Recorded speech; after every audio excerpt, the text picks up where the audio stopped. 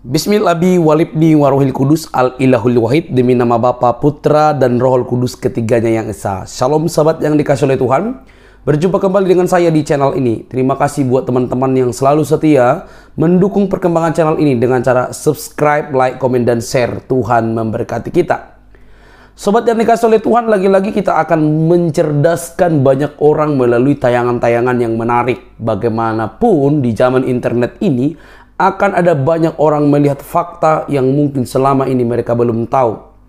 Ini sangat menarik karena tayangan ini membawa kita kepada satu pengertian bahwa apa yang dahulu-dahulu ketika diucapkan oleh para polemikus muslim bahwa Alkitab itu telah dipalsukan, itu sudah menjadi narasi yang basi sebenarnya.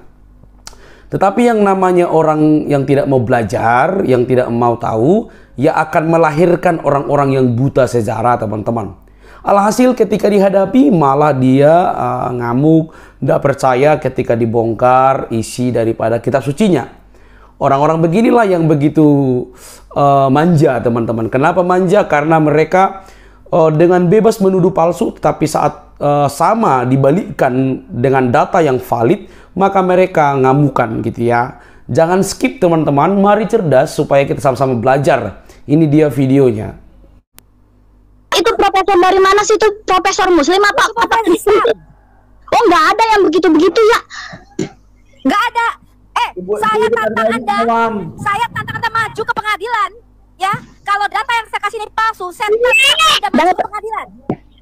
Dapat dari mana coba Anda itu? maju ke pengadilan. Kalau data yang saya katakan bahwa Quranmu tidak satu dan sama, punya banyak variasi dan berubah, serta dibakar sama Usman, saya tantang Anda maju ke pengadilan.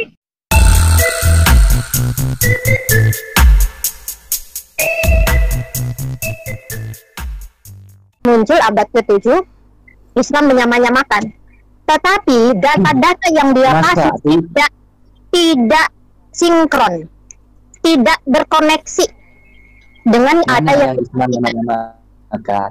Karena itu saya buktikan sama Nazar. Nazar, pasti kamu nggak kenal nama sama nabi kamu. Pasti kamu nggak akan kenal. Ibrahim nabi kamu belum? Ibrahim nabi kamu nggak? Iya, nabi kami percaya. Sebelum namanya Ibrahim, apa namanya? Abraha. Salah. Nggak ada sumber kamu kan. Kamu nggak kenal nabi kamu. Gini, kalian Bang Nazar, kalian itu menaturalisasi nabi-nabi Israel. Kalian masukkan ke kitab kalian tanpa kalian kenal siapa-siapa nabi itu. Dalam Alkitab jelas. Ya sudah, coba jelaskan. Sebelum namanya Ibrahim, namanya apa? Sebelum namanya Ibrahim, namanya apa? Silakan jawab. Maksudnya semua nabi kami harus dari Nabi Adam pertama sampai akhir. Bukan, Ibrahim dulu. Gini, Bang. Dalam Taurat, sebelum namanya Abraham, dia punya nama sebelumnya. Jadi gini Pak Nasar, menurut pengajaran dari Allah Subhanahu wa Ta'ala, Ibrahim itu sejak kecil sudah diberi nama Ibrahim, betul? Betul. Betul? Yang tegas dong. Betul. Betul. Tapi itu tidak begitu dengan Abraham, bapak orang percaya. Tidak. Berarti Ibrahim Tidak kamu begitu. bukan Abraham. Namanya waktu kecil bukan Abraham. Karena Abraham itu adalah nama pemberian dari Allah sendiri. Kamu Oke, jadi terus yang tadi sama Tolkien udah jelas. Makanya gini, makanya ini dua tokoh, dengerin. Makanya itu dua tokoh yang berbeda. Bapaknya juga beda. Bapaknya adalah bapaknya yang di Ibrahim kan Azar, betul kan? Di Al-Quran dari berita dari Allah Subhanahu Wa Taala, Azar kan? Betul nggak? Betul. Nah, sementara bapaknya Abraham bukan Azar. Mereka, lu bilang ke saya, mereka hanya menaturalisasi Nabi Israel. Nabi Bukan mereka Azar nama bapaknya. Nabi mereka cuma satu kok. Pak Nazar, mau tahu nggak maksud Kaisar itu apa? Biar saya terangin, Kak. Pak Nazar. Jadi begini Pak Nazar, saya terangkan bahwa dalam surah ke-6 ayat 74 itu dikatakan nama ayah Ibrahim itu adalah Azar. Nah, saya sudah bertanya konfirmasi atau yang tertulis di kitab kami yang sejalan dengan sejarah bangsa Yahudi, nama ayah Abraham itu dalam Kejadian 11 adalah Terah. Baik, saya udah tanya nih sama Yahudi ini bahwa gelar alias nama palsu nggak ada, nama nggak ada. Fix cuma satu namanya Terah. Nah, untuk pertanyaan Bang Pujangga Kristen tadi, kamu kenal nabi kamu enggak? Sebelum namanya Ibrahim, namanya apa? Nah, bangsa Yahudi itu memiliki sejarah Pak Nazar, bahwa dahulu kala sebelum dia dipilih Tuhan dan diarahkan Tuhan, namanya adalah Abram.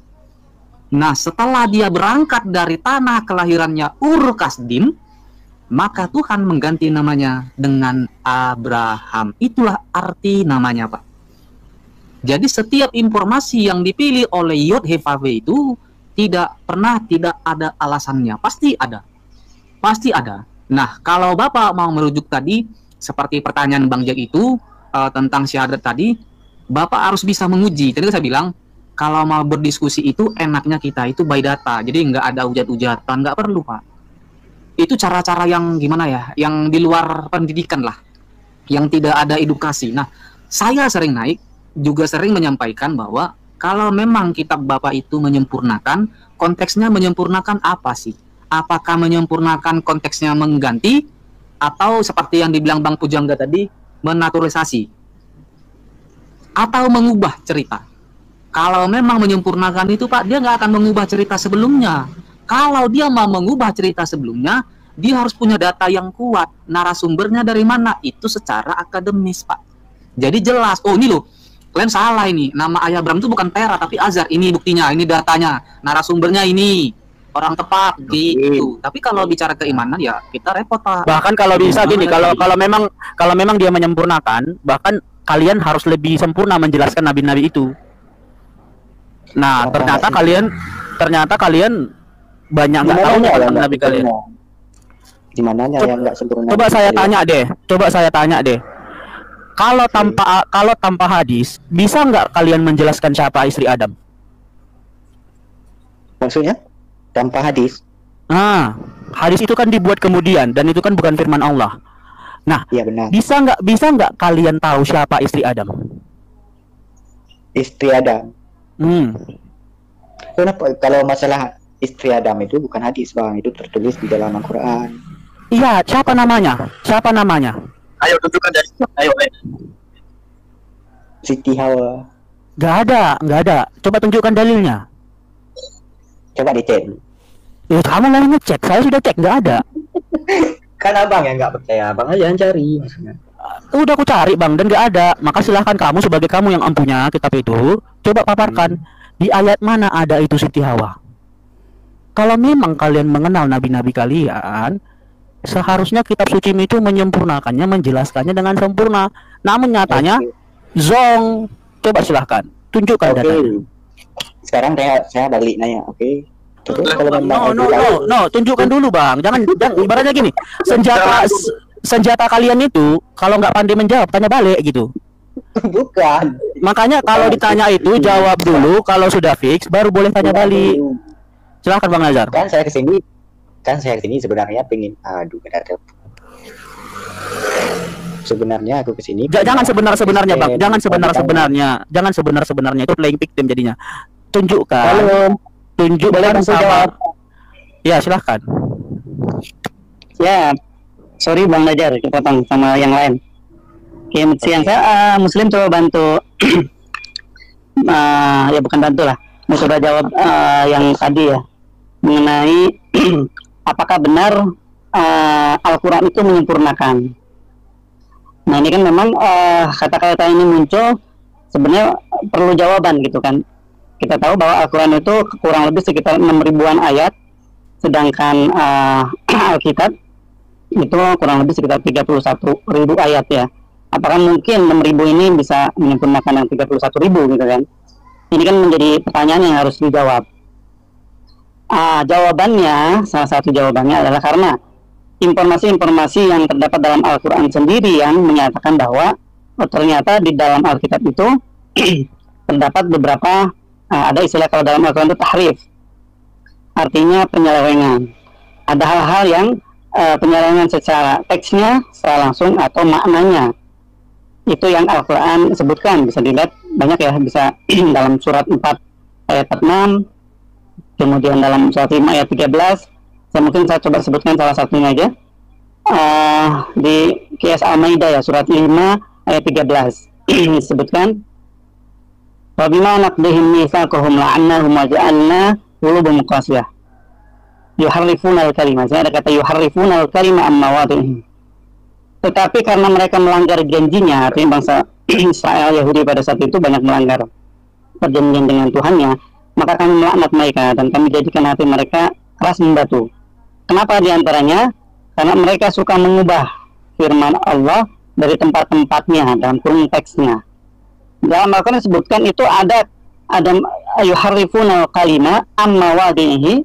Ada kata lagi kalau di surat Al-Maidah ayat 41-nya itu yuharrifunal kalimah min ba'di mawadhihi, dua kata yang berbeda. Al-kalimah amma mawadhihi, yang kedua min ba'di mawadhihi. Ini mempunyai makna kalau tadi teksnya yang dirubah. Kalau yuharrifunal kalimah min ba'di mawadhihi ini maknanya mereka mengubah kata-katanya Taurat dari makna yang sebenarnya. Ini makna ya. Boleh aku tanggapi Bang Maksbul biar jangan terlalu jauh. Begini Max, jika Al-Quran mau mengatakan demikian, itu ada dua konsekuensinya Bang. Yang pertama, kalau memang itu perkataan dari Tuhanmu, maka dia menunjukkan kelemahannya sendiri. Kelemahan apa itu? Firman-Nya yang terdahulu ternyata bisa diubah-ubah oleh manusia. Nah, kalau memang firman-Nya yang terdahulu itu bisa diubah, di mana bentuk kemahakuasaannya? Kenapa malah dia curhat bahwa aduh kitabku yang terdahulu sudah diselewengkan, udah diganti sama yang versi mereka. Ibaratnya kalau kita manusia, kalau kita punya karya kita diselewengkan orang, kita pasti nafsu untuk mengambil karya itu kembali dan memperbaiki kembali. Nah, ini tidak. Kitab Anda itu hanya sekedar menyalahkan, tapi tidak bisa membuktikan mana yang benarnya. Bahkan kalau saya tanya, Taurat versinya Tuhan kalian itu mana? Injil yang versinya Tuhan kalian itu mana? Itu konsekuensi pertamanya, ya. Dia menunjukkan kelemahannya bahwa kitab sucinya atau bahwa Tuhan kalian sudah gagal. Ada kegagalan Tuhan kalian, yaitu mempertahankan firman-Nya sendiri, hukumnya sendiri.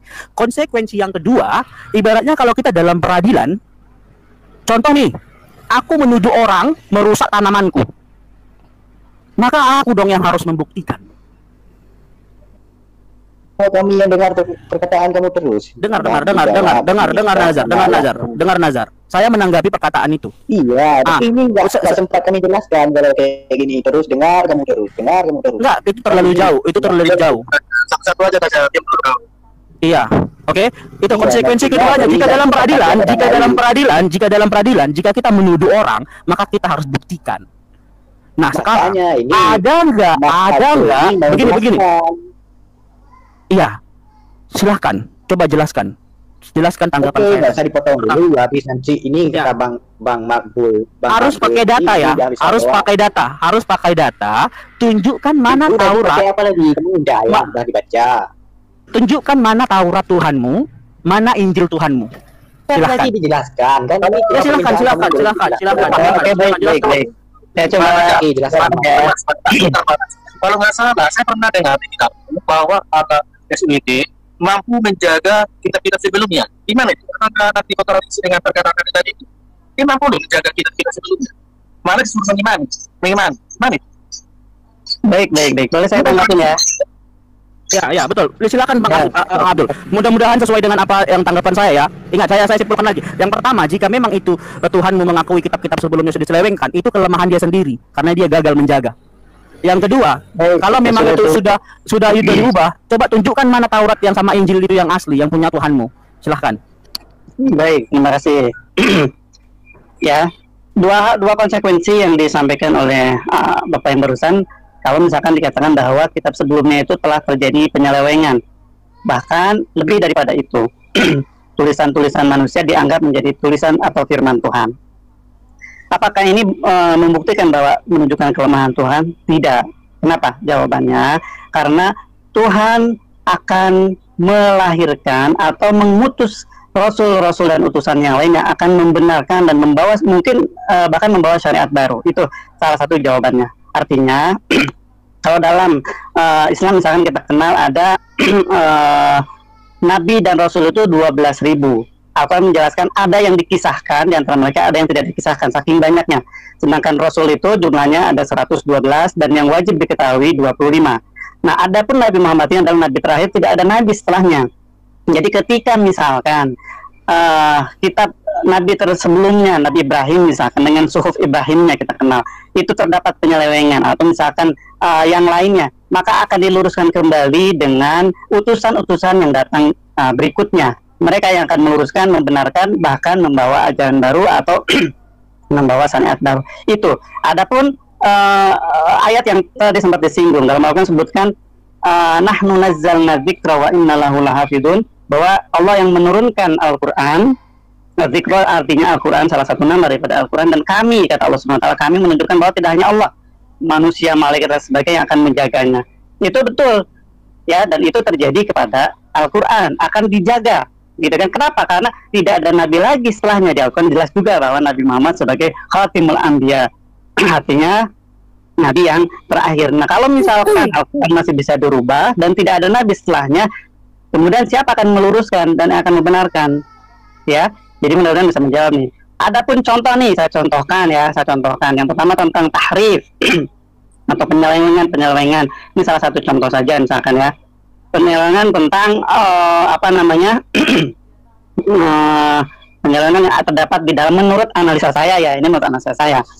Misalkan tentang kisah katanya Yesus meminum anggur. Nah, ini dalam perspektif Al-Quran tidak mungkin, karena anggur itu kan pasti diharamkan gitu kan. Kemudian kisahnya misalkan tentang Abraham yang didatangi Tuhan, atau mungkin malaikat, ada yang bilang, teman-teman Kristen bilang, oh itu bukan Tuhan, malaikat yang makan.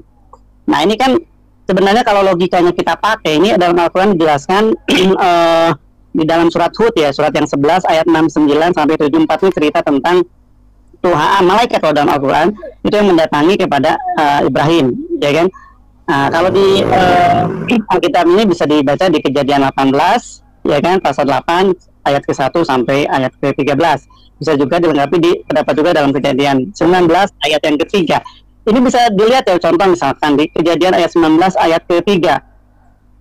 Tetapi karena ia sangat mendesak mereka dan masuk ke dalam rumahnya, kemudian ia menyediakan hidangan bagi mereka, ia membakar roti yang tidak beragi, lalu mereka makan. Maaf. Bapak nggak menjawab loh. Ya, belum menjawab ya. Yang mana yang belum menjawab? Nggak nyambung. Yang belum menjawab yang mana? Gini. Di mana Taurat dan Injil Tuhanmu? Karena gini Bang, kalau memang Tuhanmu yang menurunkan Taurat sama Injil, ya seharusnya kalian pun sesuai dengan apa yang dikatakan Taurat itu. Coba, ada nggak konsep Mesias di Islam? Oh, ini loncat yang lain nih. Enggak, itu Taurat. Di dalam Taurat ada Mesias yang akan datang. Ada nggak konsep Mesias di dalam Islam? Kalau memang kalian penerus Taurat, Injil, coba silahkan jelaskan Mas Abdul, ada nggak konsep Mesias di dalam Islam? Yang tadi Bapak tekankan itu tentang konsekuensinya dua hal katanya. Yang pertama menunjukkan kelemahan kalau kitab sebelumnya tidak dijaga. Ini kan saya sudah jawab nih, ya kan. Yang kedua, artinya gini, itu saya tanggapi lagi. Itu saya maaf. Yes, tadi Mas Abdul mengatakan bahwa apabila firman Tuhan diselewengkan, ini bukan bentuk kelemahannya. Menurut saya Bang, bentuk kelemahan ibaratnya gini, anak kita diculik orang, kita nggak bisa jaga.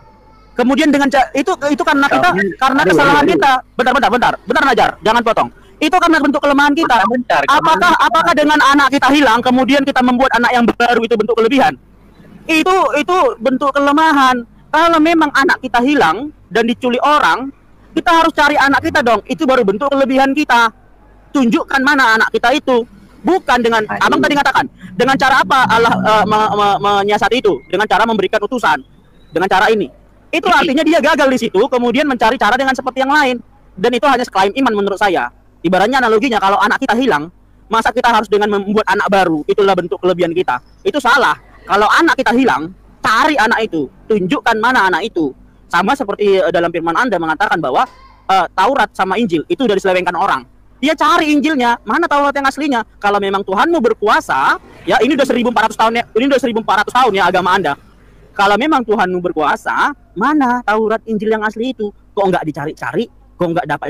Silakan Bu Hayat, ini apa? Ya, silakan ingin Alayat. sampaikan Iya, satu-satu dulu, jangan ke mana-mana dulu, Abdul. Max, gini, aku mau tanya tadi. Kamu mengatakan klaim Alkitab itu dipalsukan, betul? Bukan saya Kak Ica, Al-Quran.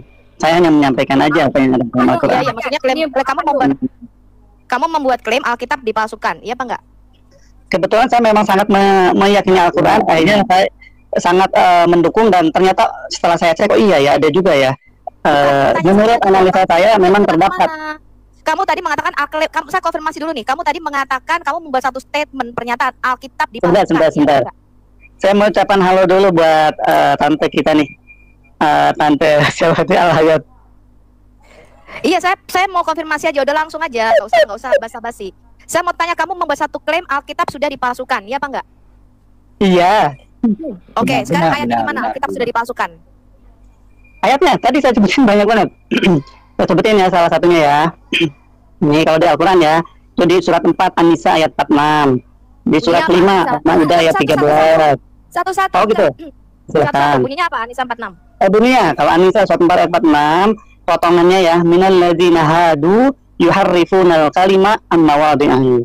Yaitu di antara orang Yahudi ya, yang mengubah perkataan dari tempat-tempatnya. Artinya al-kalimah di sini perkataan maksudnya firman Tuhan. Mana? An-Nisa ayat berapa? An-Nisa surat 4 ya, ayat ke-46. Mana? Nggak ada yang seperti kamu katakan, kok kamu bisa beda bacanya? Oh gitu? Masa? Mungkin beda dong, kalau kan sama lah. Mungkin salah ayatnya kali Kak Ica. Coba cari lagi Kak Ica. Bukan saya. Itu al-hayat itu. Christine Pia kepare. Nama aku bukan Christine. Sejak kapan nama aku Christine? Ya. Pak Sofiate. Ya, saya heran tuh, kalian tuh bisa pakai nama Christine dapat dari mana sih? Hah? Panandar. Si cowok saya punya sepupu aja nggak ada loh yang namanya Christine di keluarga saya. Nandar. Bisa ngomong Christine. Nandar juga kasih tahu sama saya begitu. Makanya goblok banget. Siapa? Coba kamu kesini ke Amerika, kamu cari kalau nama saya benar-benar Christine, saya kasih kamu 1 miliar. Coba dipotoin dong. Gobloknya kalian itu Kristen siapa pula itu? Green cardnya dipotoin. Temen aku. Ya, jangan fokus ke sana Abdul. Jangan fokus ke sana Abdul. Silakan Miss Al-Hayat. Jangan fokus ke sana. Silakan Bu Sofi, lanjut Bu Sofi. Ayat yang kamu pakai, ya, kalau kamu melihat asbab al-nuzul, itu berkenaan dengan hukum rajam, di mana ada orang kedapatan berzina datang kepada nabimu lalu tanya apa hukuman bagi orang yang berzina, betul nggak asbab al-nuzulnya? Tunjukin dong referensinya, jangan nanya betul. Loh iya, kalau saya salah. Asbab al-nuzul, Quran yang kamu pakai mengatakan mengubah perkataan dari tempatnya.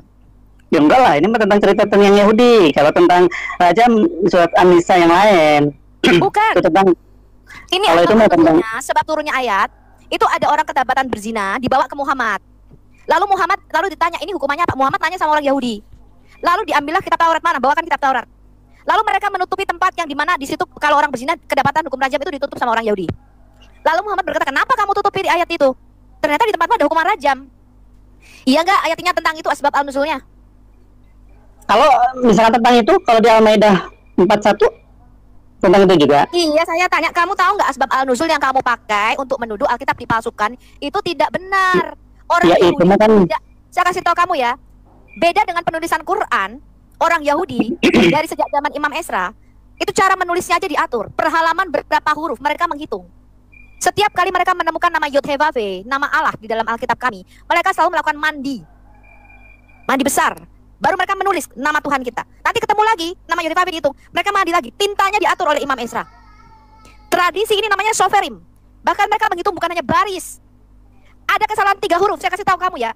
3 huruf saja keliru dengan manuskrip aslinya yang mereka salin, maka ini harus dibakar dan mereka akan menulis ulang. Mereka akan menghitung, kalau mereka menulis kitab Taurat, itu ayat tengahnya ada di ulangan 32. Mereka akan menghitung dari kejadian 1 sampai ulangan, jumlah hurufnya harus sama dengan ulangan sampai keluaran pasal yang terakhir. Kalau kamu nggak tahu bagaimana mereka menulis Alkitab, kamu pelajari Al-Hayat. Saya punya video lengkapnya. Kulitnya dari binatang perkamen yang digunakan, itu khusus, tintanya khusus yang mereka buat menulis. Mereka disebut kaum soferim. Kamu tahu nggak artinya soferim? Mereka menghitung jumlah hurufnya 1 per 1. Saya kasih tahu kamu. Begitu ketatnya aturan Taurat. Dan kita singkatnya jadi gimana? Saya nggak bisa datanya dari mana itu? Pengajar, ya. Tante. Bagi orang buta huruf, saya harus mengajar dengan pelan-pelan. Saya kasih tahu kamu ya, ayat yang kamu tuduhkan itu tidak ada mengatakan orang Yahudi maupun Kristen mengubah Alkitab. Nggak ada. Ayat yang kamu tuduhkan berkenaan dengan seorang yang berzina dibawa ke hadapan nabimu, lalu tanya ini hukumannya apa? Lalu nabimu itu tanya ada di mana, Tante?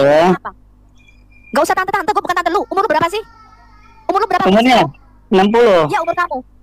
Aku umurnya separuh umur kamu. Ada itu ya? Panggil aku tante. Ada. Dek, yang mana-mana deh. Modal. Max. Ini Kak Hayat ya. Kamu yang manggil, kamu panggil saya ya tante. Kalau kamu panggil saya tante tuh, enggak, kamu panggil saya tante tuh cocok karena apa? Saya udah 40 tahun. Nah, kamu panggil saya tante tuh cocok. Ya, aku masih panggil kakak. Nah, kelihatan cantik kalau kelihatan mukanya aku nggak tahu. Sekarang kita fokus. Jangan cerita fokus. Oke, gini deh. Coba tolong sekarang tanggapi gini aja, ada satu. Pertanyaan saya belum nanya nih. Ya, saya belum nanya. Jadi ayat-ayat yang kamu bawakan itu tidak valid untuk menuduh Alkitab diubah. Satu. Kedua, kamu mengatakan Al-Quran ini dijaga. Pertanyaan saya, mengapa kalau Al-Quran ini dijaga, manuskrip aslimu dibakar sama Utsman bin Affan? Jawab nih. Itu siapa yang bilang, Tante? Wish. Betul. Langsung aja. Siapa yang bilang itu? Kalau Quranmu itu terjaga, tidak berubah titik komanya. Saya bisa tunjukkan ya. Ya, tunjukin datanya lah. Saya bisa tunjukkan kanun Quran. Pertanyaan saya, kenapa manuskrip Quranmu itu dibakar sama Utsman bin Affan? Iya, siapa yang bilang? Datanya mana? Buset, lo kamu tuh masuk ke dunia apa? Belajar. Ya kalau mau cuma ngomong doang mah. Oke, saya juga bisa ngomong. Mana manuskrip Quran asli? Kitab yang diturunkan dari langit pada malam Lailatul Qadar itu di mana manuskrip Quranmu sekarang? Manuskrip Al-Quran tuh yang di Birmingham ada, di Turki ada. Di Turki itu abad ke-9. Pertanyaan saya, mana manuskrip yang turun dari langit ke-7 ke langit pertama? Mau dibilang manuskrip itu apa sih? Aduh, mampus dah gua. Naskah asli, Max. Ya namanya kalau ditulis tangan itu namanya manuskrip, bukan naskah asli. Tidak semua apa namanya harus naskah asli kan, tidak semua. Abdul, saya tanya, Quranmu yang diturunkan dari malam Lailatul Qadar itu di musim mana sekarang? Iya, itu. Ini saya pegangnya ada nih, saya pegang. Karena tidak ada perubahan. Bukan. Sama yang dulu sampai sekarang. Sama, Kak. Mana sekarang?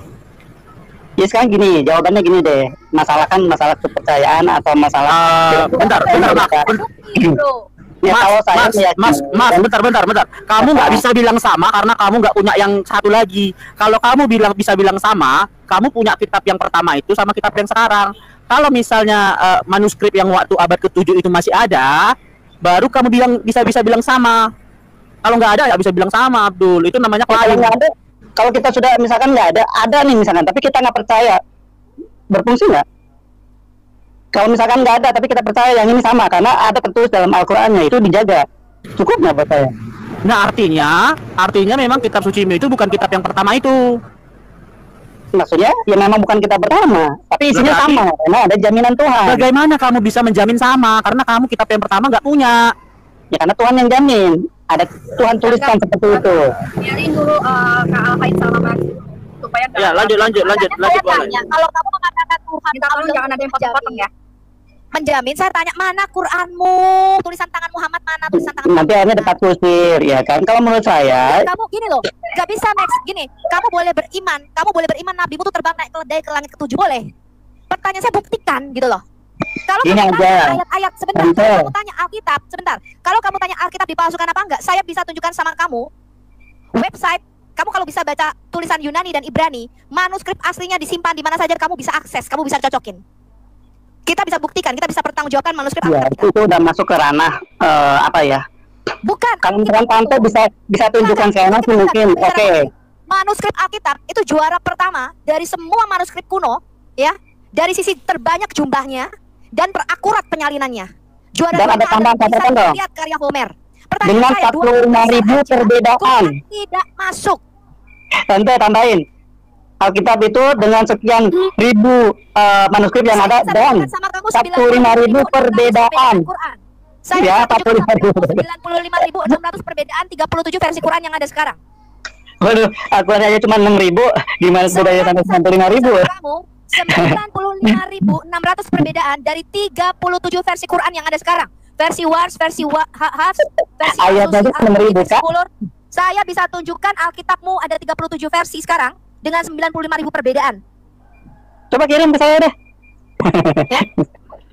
Loh, kamu yang harus kirim ke saya, kamu gak tahu apa-apa tentang Alkitab. Kamu tunjukkan sama saya Quran aslimu, mana saya mualaf sekarang. Kamu tunjukin dulu Quranmu yang turun pada malam Lailatul Qadar dari langit ke-7. Kalau yang mualaf itu yang sudah berserah diri. Kalau kayak Mbak Kristen mah ya. Tunjukin mana Quranmu aslinya. Jangan mualaf dulu deh. Kamu tunjukin mana Quranmu, saya syahadat, saya buka kamera, saya mualaf sekarang. Tunjukin sama saya bahwa Allahmu benar-benar menjaga Quranmu, bahwa benar ada kitab yang diturunkan dari langit ke-7 ke langit pertama pada malam Lailatul Qadar yang dikirim kepada Nabi yang bernama Muhammad. Tunjukin sama saya di mana Qurannya. Gini. Kalau misalkan saya ya kan meyakini bahwa Al-Quran itu tidak berubah karena ada dalilnya. Tapi kalau dipakai yang ini nanti debat kusir, Tante. Enggak, kamu mengatakan nabimu terima kitab, betul nggak? Kalau kami nggak ada. Pak Abdul, saya bantu jawab boleh nggak Pak Abdul? Jawabannya gini, Pak Abdul. Gini, Bu Al-Hayat, pertanyaan Bu itu nggak ada jawabannya karena yang aslinya udah dibakar Pak Usman. Gitu jawabnya, Pak. Jangan ribet-ribet. Makanya saya tanya, itu. Kedua, kalau Quran itu benar-benar dijaga oleh si Allah, pertanyaan saya, kenapa pada zaman sahabat-sahabat Nabi masih hidup, mereka bertengkar tentang perbedaan bacaan Quran. Lalu Muhammad berkata Quran diturunkan dalam 7 versi yang beda-beda. Mana dijaganya, saya tanya? Mana dijaganya? Orang udah dibakar, Bu. Dibakar Pak Usman. Iya. Tante. Ya. Kalau Allah bisa menjaga Quran, kenapa versi Quran asli dibakar sama itu aja, kata versi aja sudah ditahrif. Qiraah sama versi beda tuh. Itu bukan Qiraah versi. Kamu tahu nggak aruf itu apa? Aruf itu huruf. Pada zaman Nabi ada berapa huruf Arab? Saya tanya. Kalau qiraahnya apa? Pada zaman Nabimu, pada zaman Nabi ada berapa huruf Arab? Qiraah itu apa? Ada berapa huruf Arab? Bukan versi, makna qiraah itu artinya bacaan. Ya, orang Betawi aja banyak tuh. Mau kemana? Apa kabarnya? Itu semuanya sama aja tuh. Bahwa dia menerima kitab atau wahyu. Ketika terjadi pertengkaran di antara para sahabat Nabi, yang satu membaca lebih pendek, yang satu membaca lebih panjang. Ayat-ayat itu ada yang pendek, ada yang panjang, teman-teman. Perbedaan. Ya, maknanya sama. Kecuali maknanya beda. Itu baru. Sahabatnya ini berantem, termasuk Ibnu Mas'ud. Ya. Termasuk Abdullah ibn Mas'ud. Lalu mereka datang kepada Muhammad dan Muhammad berkata, oh nggak apa-apa, Jibril memang naik turun 7 kali menerima 7 versi. Itu adalah kebohongan yang dibuat oleh Muhammad untuk menutupi dia lupa ayat-ayat Quran itu. Ya, itu yang namanya sabatu aruf.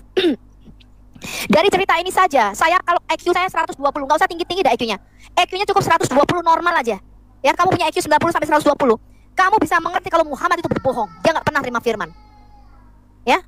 Dibilang gila. Itu ada. Tidak pernah ada kitab yang dijaga turun sempurna, nggak ada. Sabatu Ahruf dalam 7 versi yang dia mengklaim Jibril naik turun 7 kali membacakan tiap ayat Quran dalam 7 kalimat yang berbeda-beda. Itu saja sudah menunjukkan bahwa kebohongan Muhammad itu sudah terbongkar. Lalu apa haknya Utsman menyatukan bacaan dan membakar Quran versi aslinya, saya tanya. Kenapa Utsman membakar Quranmu kalau Quranmu itu terjaga sempurna? Pertanyaan saya. Berarti kamu sudah mengkonfirmasi ya. Pertama, saya klarifikasi. Kamu mengkonfirmasi bahwa manuskrip Quran, kitab yang turun dari langit, itu tidak ada pada malam Lailatul Qadar. Kedua, manuskrip zaman Muhammad yang Muhammad mempunyai 65 juru tulis, ya. Manuskripnya nggak ada. Ada 13 manuskrip utama yang dipegang Aisyah, dipegang Hafsah, ya. Ada 13, ya. Antara lain istri-istri Nabimu tuh, ada Abu Bakar, ada Umar yang pegang manuskrip aslinya. Itu tidak ada. Kita tidak menemukan manuskrip Quran aslimu pada abad ke-7. Manuskrip Quranmu pada zaman Utsman tidak ada. Pada zaman Khalifah Abdul Malik bin Marwan, pada zaman Gubernur Al-Hajjaj bin Yusuf. Al-Hajjaj bin Yusuf itu mengubah 10 ayat di dalam Quran versi Utsman dan menambahkan 2000 alif. Ya, kamu bisa baca ini dalam judulnya Rekonstruksi Sejarah Quran dan dalam buku-buku apa namanya? Kanonisasi Quran lainnya. Saya punya buku-bukunya kamu semua ini. Ya. Bukunya beredar di Indonesia. Kamu bisa beli di Tokopedia ataupun Shopee. Al-Hajjaj bin Yusuf menambahkan 2000 alif sehingga merubah maknanya. Dan dia membakar manuskrip versi Utsman dan membuat manuskrip versi Utsman bin Affan dan membuat manuskripnya sendiri. Manuskrip yang kamu punya sekarang abad ke-8 dan ke-9 kalau ini kan nggak asik ya kan, Dikasih timer deh, saya udah tahu kalau bakso PC. Walaupun dia kasih mana. Gini, tadi kan kenapa? Sorry. Iya. Ya cuma kalau kayak gini, saya kan kalau Max dengerin dulu. Kalau sama cewek ngotot-ngototan kan gak asik, makanya biar adil dikasih timer aja. Kalau bakso punya suami. Astaga, Max, kamu ini dengerin dulu. Tadi kan kamu menyatakan bahwa iman kamu nih yang menyatakan nih bahwa Al-Quran itu itu asli dan ada yang menjiplak. Itu kan kamu yang menyatakan tadi. Nah, Bu Al-Hayat ini dia itu bertanya dan menjelaskan. Wajar, itu udah nyambung sekali gitu. Ya itu untuk sangkaannya saya waktunya kapan? Makanya dikasih timer kan jadi adil. Saya soalnya udah sering dengan Bu Sophie, saya nggak mau pakai timer dia. Saya kan nggak enak ngotot-ngototan, capek lah ngapain. Kamu sudah baca buku sejarah rekonstruksi Al-Quran karya Taufik Adnan Amal dan Al-Itqan fi Ulum Al-Quran belum? Itu ada 4 seri bukunya Al-Itqan fi Ulum Al-Quran. Saya tanya dulu, kamu sudah baca buku itu belum? Kamu sudah baca bukunya Ibn Abi Daud? 3 SKS itu, Kak. Kamu sudah baca bukunya Ibn Abi Daud nggak? Al-Mustahif. Tante Christine, saya sudah 3 SKS itu. Al-Itqan fi Ulum Al-Quran itu. Kenapa saya tanya? Kenapa? Nama saya bukan Christine. Ya, nggak apa-apa sih kalau saya suka. Saya tanya.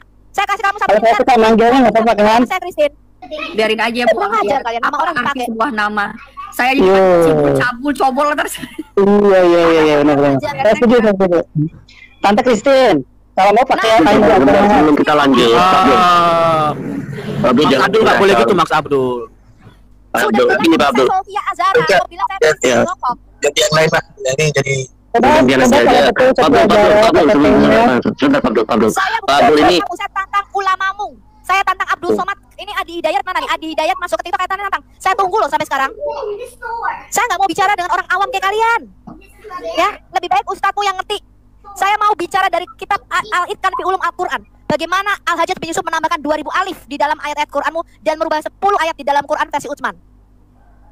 Jangan kamu awam. Nggak ngerti apa-apa kamu.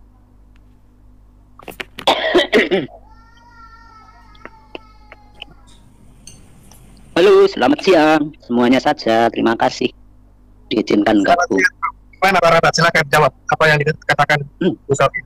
Sebetulnya kalau kita berbicara tentang sejarah dan seterusnya, memang kita sulit untuk meyakinkan kedua belah pihak, termasuk terus terang aja saya ini kan mualaf 1 tahun yang lalu. Saya terpesona dengan keindahan Islam katanya loh ya. Nah, semua aturan dijaga, mau masuk kamar mandi dijaga, mau mandi, termasuk kebersihan sehari-hari. Yang menjadi pertanyaan saya ini malah justru setelah saya menyimak dari isi-isi Quran. Kalau kita membaca saja memang tidak akan nampak. Tetapi kalau kita membaca asbabun nuzul setiap surah-surah ini, saya kok tergelitik pikiran saya. Siapakah Allah Subhanahu wa Ta'ala ini? Karena begini loh. Kalau kita lihat Allah ini kan Maha Pengasih. Paling tidak saya akan pernah baca kitab sebelumnya.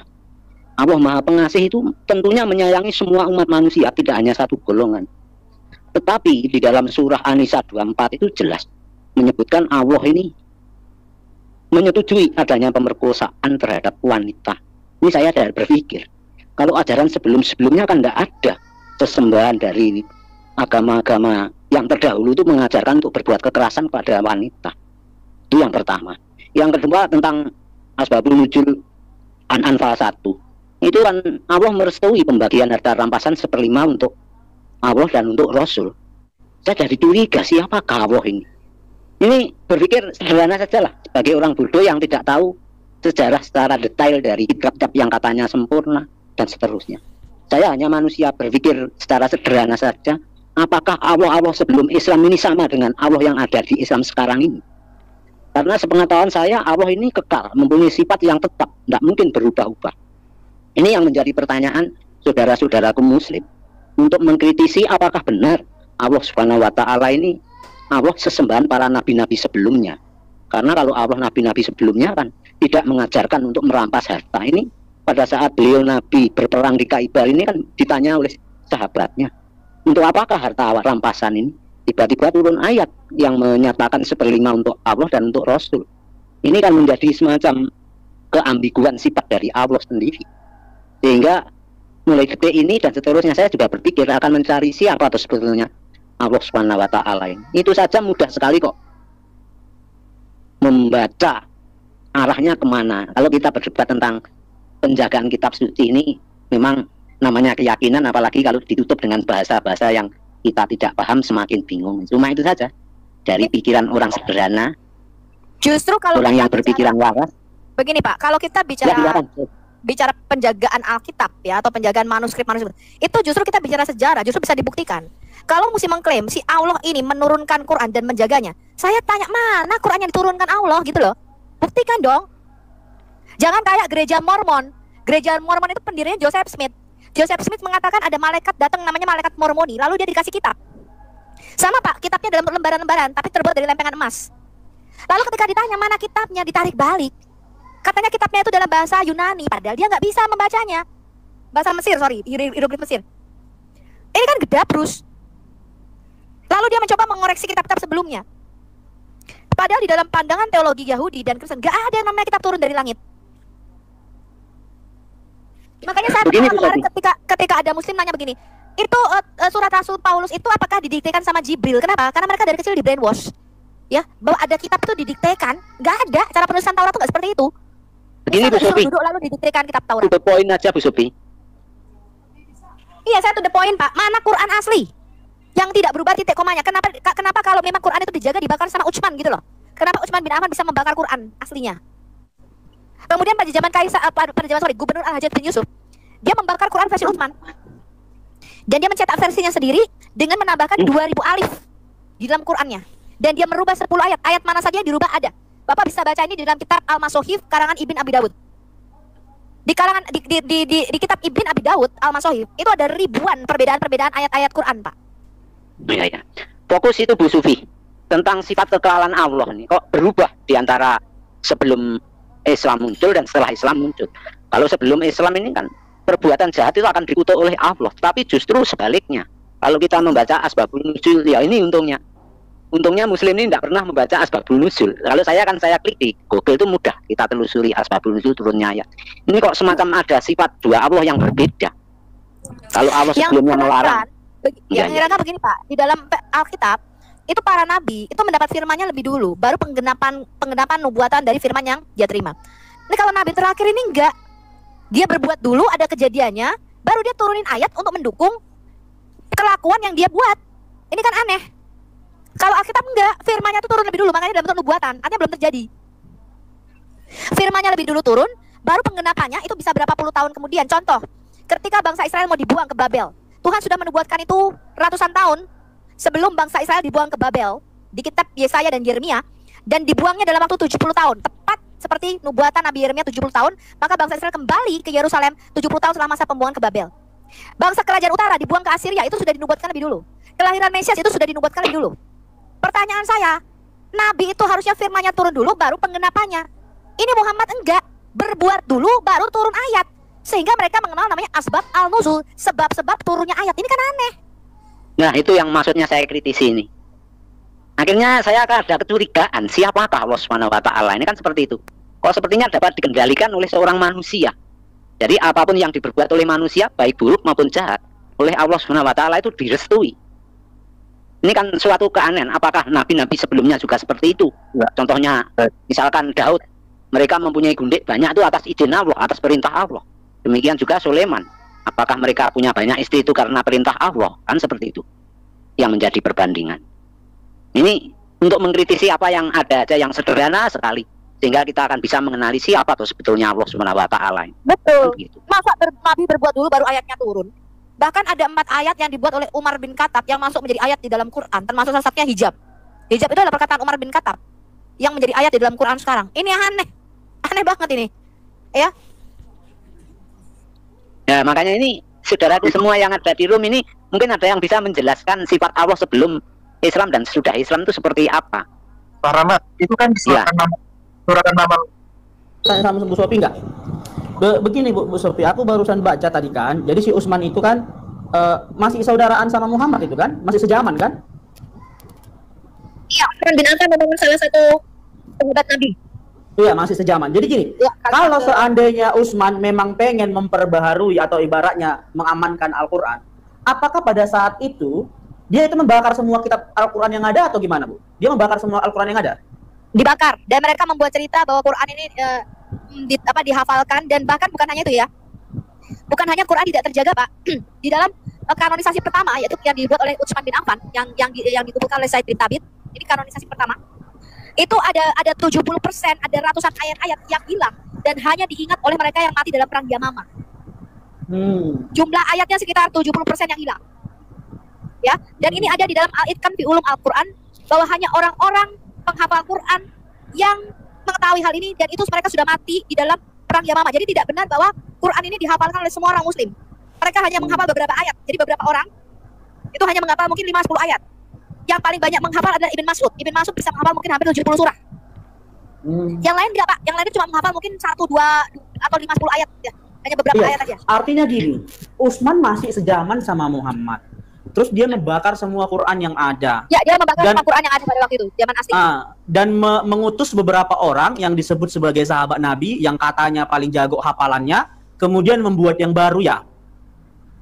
Betul, bahkan pada waktu penganonisasi pertama, Ibn Mas'ud yang menghafal Quran lebih daripada Said bin Thabit itu tidak setuju dengan ayat-ayat yang dikumpulkan oleh Said bin Thabit. Aduh. Jadi sebenarnya ada keraguan juga. Jadi gini, masa sih contoh, kan Muhammad ada istrinya tuh, ada istrinya. Kenapa enggak istri Muhammad ini menyimpan kitab yang asli itu gitu? Ada si Hafsah. 13 perkamen. Iya, katanya Hafsah binti Umar. Terus kemudian saya itu Umar, tapi itu pun dibakar, Pak.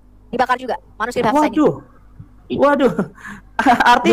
Artinya bahwa kitab yang sudah beredar selama ini, yang sudah disebarluaskan di Arab sana, itu semuanya sudah dibakar, Bu Sophie. Sudah dibakar. Kita tidak menemukan lagi zaman Muhammad. Jadi kalau kita sekarang mereka mengklaim kami menurunkan Quran tidak berubah, itu mereka nggak bisa punya datanya, Pak. Nggak bisa dibandingkan, beda sama Alkitab. Alkitab misalnya, oh ini ayat ini sisipan, ada ayat tambahan, ada ayat kurangnya, ada ini. Itu kita bisa menunjukkan manuskrip aslinya. Ya, kita bisa compare dengan manuskrip asli yang kita punya sekarang. Tapi kalau Quran nggak bisa. Karena mereka artinya bentar. Artinya begini, teman-teman, logika nih ya. Kitab suci yang selama ini sudah beredar semua dibakar oleh seorang raja, dan seorang raja ini mengutus beberapa orang untuk yang katanya bisa menghafal dengan baik, membuat yang baru. Artinya apakah yang baru ini sama dengan yang dibuat Muhammad pada awalnya? Kan bisa saja beda dong. Karena standar si Utsman memilih itu pun sesuai dengan keinginannya. Bukan nggak diuji dulu, maunya diuji dulu. Siapa yang paling pandai menghafal? Pertanyaannya Bang gini Bang, pertanyaannya penghafal yang 6.000 itu siapa namanya?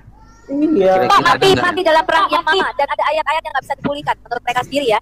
Waduh. Berarti nggak akademis dong, Bu? Kalau mau nunjukkan. Saya punya buktinya, dan itu yang nulis sejarahnya bukan kita loh ya.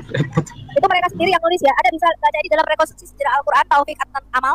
Anda bisa baca ini dalam Al-Itqan fi Ulum Al-Quran. Ya. Itu bukunya ada dalam bahasa Indonesia. Saya punya semua kitab-kitabnya. Anda bisa baca juga dalam Quran and its historical context. Kemudian Anda bisa juga baca bukunya Profesor Sadi Nasyar, tapi ini dalam bahasa Inggris. Bagaimana kanonisasi ini terbentuk? Tidak benar, Quran ini terjaga sempurna, tidak benar. Ayat yang hilang 70%, teman-teman. Kalau Bu Sophie tahu, Bu Sophie, ada nggak sahabat Nabi yang nggak dipilih oleh si Utsman itu? Ada, pada zaman Utsman itu dia berantem dengan si Ibn Mas'ud. Jadi Ibn Mas'ud itu sampai dipukul ya, karena Ibn Mas'ud tidak menyetujui Quran versi Said bin Thabit pada zaman Utsman. Dan merasa bahwa dia penghafal Quran yang paling baik. Makanya dia berkata pada waktu Said bin Thabit masih kuncir, masih anak-anak, aku sudah menghafal 70 surah. Jadi dia tidak menyetujui kanonisasi Quran Said bin Thabit, yaitu versi Utsman itu tidak disetujui oleh Ibn Mas'ud. Dan Quran Ibn Mas'ud ini ada beberapa surah. Jadi ada perbedaan, Pak. Ada versi Abu Musa Al-Azhari, ada Ibn Mas'ud, ada versi Said bin Thabit ini ya. Itu beda-beda semua, jumlah surahnya beda-beda. 111 ada yang 116. Jadi ada 2 surah yang ditambahkan. Kalau Ibn Mas'ud menyatakan bahwa surah pertama Al-Fatihah, surah 113, Al-Falaq dan surah 114 Anas itu bukanlah bagian Quran, melainkan itu doa Muhammad untuk cucunya Hasan dan Husain. Jadi dia tidak memasukkan ini di dalam kanonisasi Qurannya. Jadi mereka perbedaannya banyak sekali. Ya, sedikit sebelum saya turun, Bu Sophie. Ya, silakan. Ya, untuk pembelajaran bagi saudara kami yang masih awam, sering-sering membaca Asbabul Nuzul sehingga tahu sejarah aslinya Quran itu seperti apa. Sehingga saya tadi mengatakan, saya penasaran dengan Allah Subhanahu wa Ta'ala. Karena begini penasarannya. Kok sedemikian mudah Allah ini dikendalikan oleh kemauan manusia? Seperti Bu Sophie katakan, berbuat sesuatu baru dibetulkan oleh Allah, sekalipun itu perbuatan jelek dan buruk. Ini yang menjadi konsen kita. Jangan-jangan saya ini juga mengimani kepada Allah yang salah, sesembahan yang salah, sesuatu yang salah malah justru dibenarkan. Ini yang membuat saya berpikir sedikit Ya terus terang saya kalau keagamaan memang masih awam, boleh dikatakan masih bodoh lah. Tetapi akal sehat saya aja yang mengatakan saya harus mencari sesembahan yang benar-benar sesuai dengan ajaran para nabi-nabi leluhur. Abad ke-7 munculnya Quran nih. Jadi ya cuma kalau yang 1924 itu apa Bu Sophie? Ya. Yang 1924 itu diapain lagi? Jadi begini, itu saja, terima kasih. Ya, terima kasih Bang Rahmat. Jadi Quran itu melalui kanonisasi beberapa kali. Ya, pertama mereka mengatakan zaman Abu Bakar itu sebelum Utsman, tapi buktinya nggak ada, itu cuma dari cerita. Kedua, yang dipercaya pada mereka adalah zaman Utsman bin Affan, yang mana sudah ada perbedaan-perbedaan bacaan di situ. Dia menyuruh Said bin Thabit. Ini Quran versi Said bin Thabit, ya, yang mereka percaya sebagai Quran versi Utsman yang sekarang. Lalu kanonisasi ketiga adalah zaman Al-Hajjaj bin Yusuf. Dia membakar semua Quran versi Utsman. Dia membuat versinya sendiri dengan menambahkan 2000 alif. Jadi itu hurufnya udah beda ya. Pada zaman Muhammad sama Al-Hajjaj bin Yusuf itu udah beda huruf-hurufnya. Jadi sudah berbeda Qurannya. Dia membakar Quran versi Utsman. Jadi kita sudah nggak punya lagi Quran versi Muhammad, tidak punya lagi Quran versi Utsman. Sekarang Al-Hajjaj bin Yusuf membakar semua manuskrip Utsman. Kemudian setelah disatukan nih oleh Al-Hajjaj bin Yusuf, ternyata masih berkembang lagi versi bacaan yang berbeda. Kalau kalian baca bukunya Profesor Sadi Nasser, ya, judulnya the Second Canonization of Quran, Anda bisa lihat di situ. Setelah Al-Hajjaj bin Yusuf menyatukan versi Quran itu, masih beredar banyak bacaan yang disatukan oleh Al-Mujahid dan Abu Al-Jazair. Ya, itu yang ngomong siapa sih itu yang ngomong? Tahu datanya dari mana sih? Tahu dari mana sih? Kok so tahu banget ya? Bu? Jangan saya bilang sejarah dari mana? Saya tanya sejarah dari mana? Ibu baca tahu dari mana? Ulum Al-Quran nggak? Iya, terus tahu dari mana? Banyak banget ya. Sabar. Depan Kak, tarik napas dulu. Jangan naik karena emosi.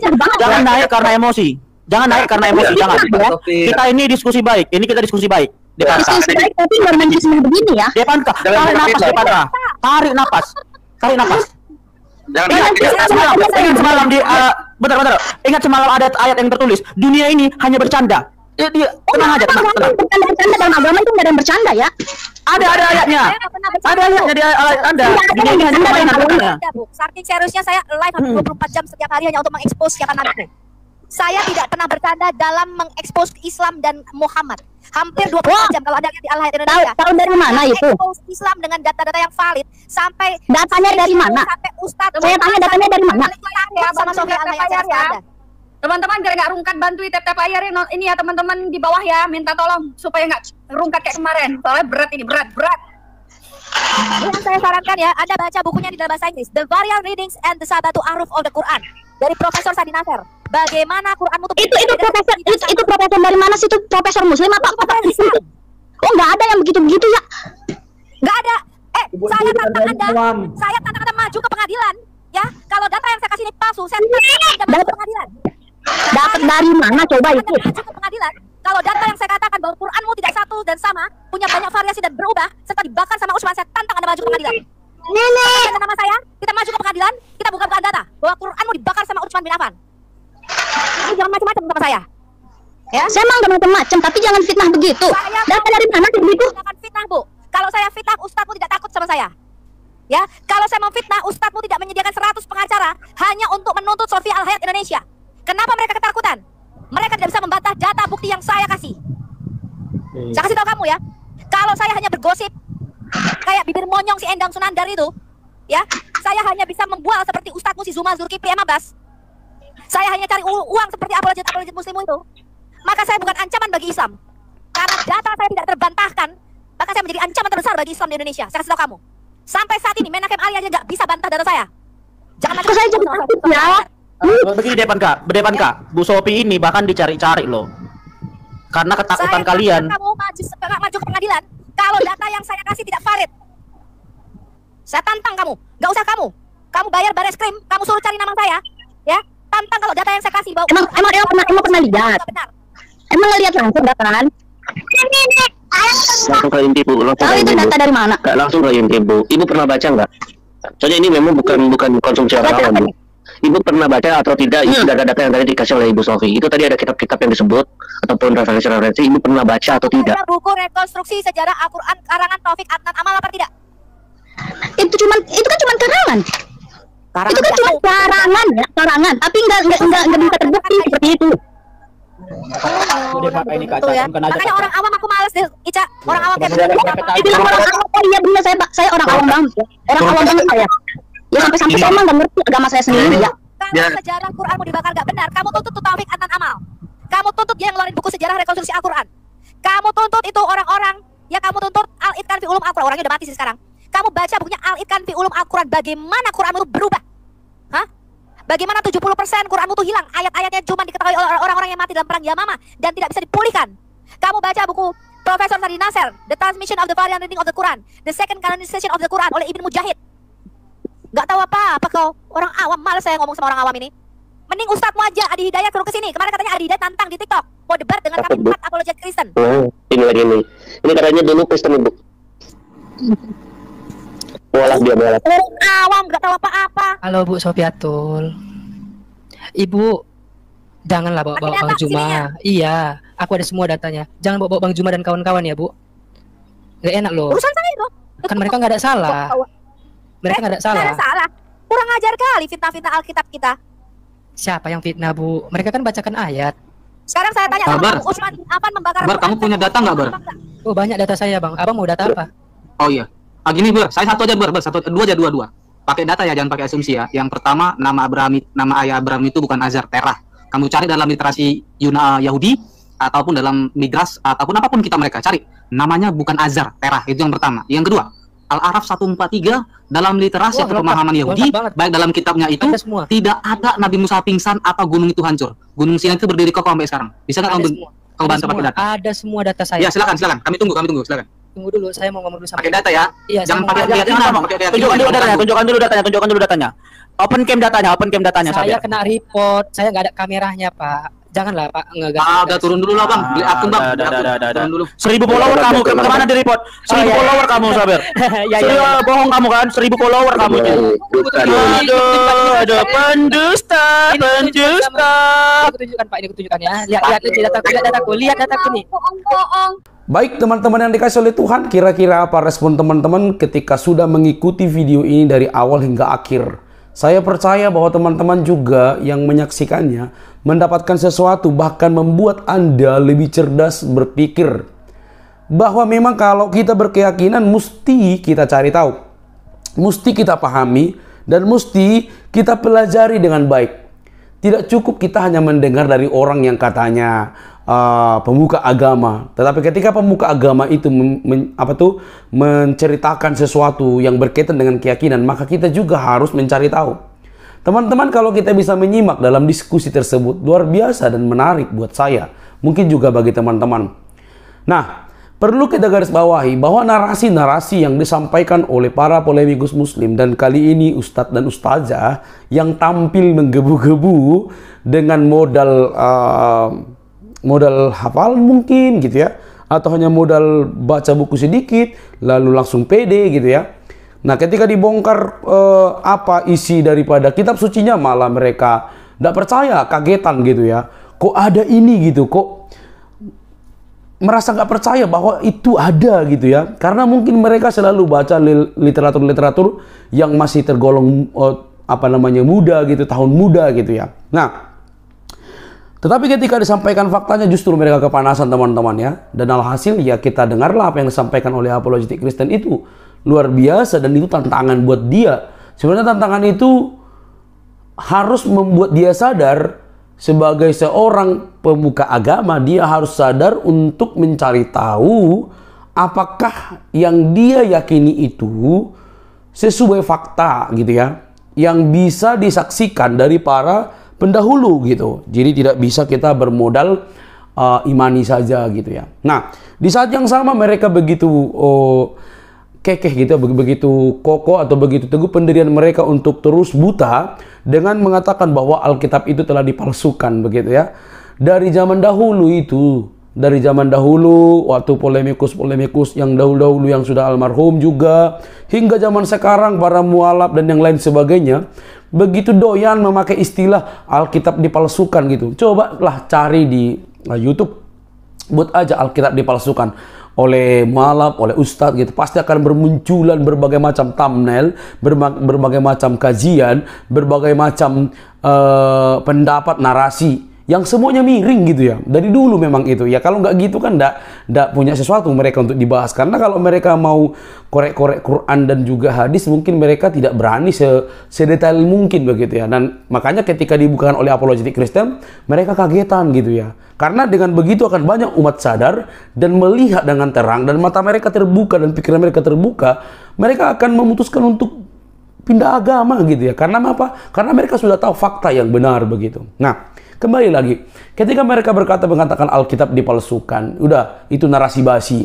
Tetapi walaupun mereka mengatakan demikian, tetap saja mereka doyan mencari nubuatan Nabi Muhammad SAW di dalam Alkitab. Mereka masih mengorek-ngorek, mereka masih mengais-ngais di dalam Alkitab yang mereka tuduh palsu gitu ya. Ini kan luar biasa gitu. Itu ibarat orang ini tidak suka tapi mencoba untuk nguntik-nguntik gitu loh ya. Apa ya maksudnya? Bingung juga, karena orang ini kadang-kadang memakai standar ganda gitu.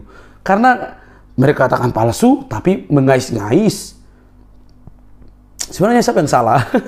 Ya begitulah ya kalau menghadapi para orang-orang yang nggak mau belajar gitu, orang-orang yang tidak punya literatur mungkin gitu ya. Dan ketika mereka diberikan literatur yang sangat begitu bertanggung jawab dan dari hadis-hadis yang paling tua, mereka malah kagetan gitu ya, malah ya ancaman-ancaman basi lah, nggak dewasa lah kalau begitu ya. Teman-teman yang dikasih oleh Tuhan, hal ini perlu untuk kita kaji ulang dalam arti begini. Anda kalau misalnya nuduh, maka Anda harus tahu apa yang kalian tuduhkan itu dan buktikan gitu. Nggak boleh, oh kata si A, si B, si C, harus ada buktinya gitu ya, supaya Anda tidak terkesan memaksa dan akhirnya memamerkan kebodohan gitu ya.